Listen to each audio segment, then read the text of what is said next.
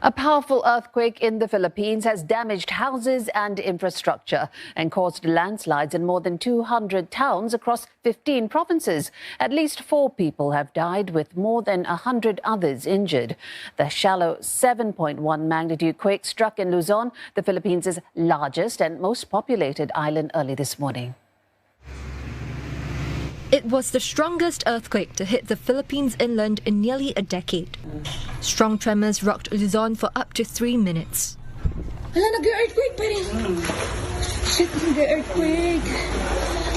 Yung pool. Gumagalaw. My gosh. Oh my God, it's really terrible. The shaking is really strong. The force was so strong that the tremor was felt in the capital, Manila, where office buildings were evacuated and rail operations halted. Philippine President Ferdinand Marcos Jr., who hails from the country's north, said he felt the impact of the quake at the presidential palace. Naririnig ko yung may chandelier na yun ang guide namin dito sa palasyo. Pag narinig mo yung chandelier na kumakalansing, then ibig sabihin may lindol. But it was very strong. It's stronger than the usual. Mr. Marcos has ordered the dispatch of rescue and relief teams and is expected to visit affected areas tomorrow. The quake struck a mountainous area of Abra province at a depth of 10 kilometers.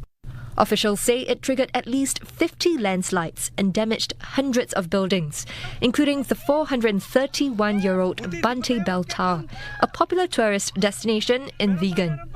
Major highways in the region have been blocked by debris. Authorities have warned of strong aftershocks. The Philippines sits on the Pacific Ring of Fire that is prone to earthquakes and volcanic eruptions. Buena Bernal joins us live from Manila. Buena, it's been more than 12 hours since the quake struck. Do we have a clearer assessment of the scale of the damage?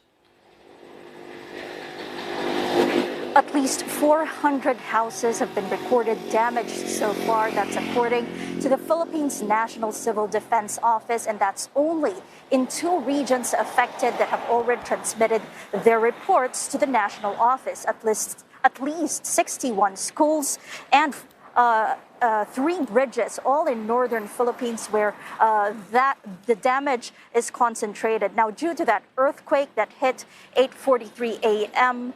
Wednesday local time in Abra province, northern Philippines, that's some 8 hours away or over 400 kilometers away from the capital, Manila, also recorded 10 areas with power interruptions. Now, the information from the National Disaster Risk Reduction and Management Council, or NDRRMC, also points to several landslide incidents, and among the casualties recorded is a construction worker in Benguet, also in northern Philippines, reported dead due to fallen debris. Now, we do know that the Ninoy Aquino International Airport already has normal operations right now, and we also know that 8 port management offices in charge of seaports are also reporting normal operations and no major structural damage, according to the Philippine Coast Guard. But we also heard from the National Commission on Culture and Arts that they will be convening a meeting with stakeholders, their affiliates, and other cultural organizations about what can be done in terms of the restoration and rebuilding of the historic heritage sites affected by this earthquake. The facade of Vigan Cathedral, for example, reported having sustained damage, and that's part actually of a World UNESCO heritage site, a UNESCO World Heritage Site in that area in Vigan City in northern Philippines. That's really part of that trail that helps in the formation of national identity and cultural preservation. Here, those are colonial structures during the Spanish colonization era here in the Philippines that dates back to the 16th century.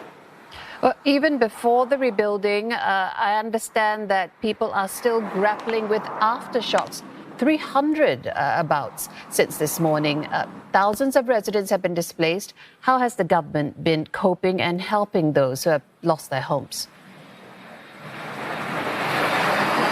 The Disaster Risk Management Council says that the country's Department of Social Welfare and Development has standby funds amounting to 20 million Philippine pesos.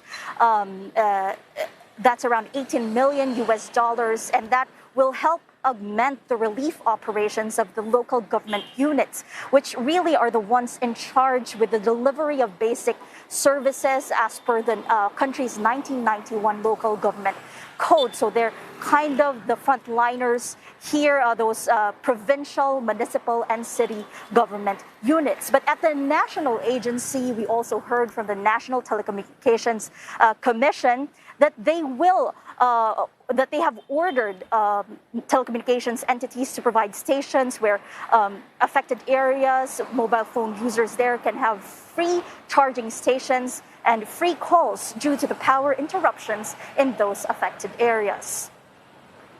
Berna, thank you so much. Berna Bernal reporting from Manila.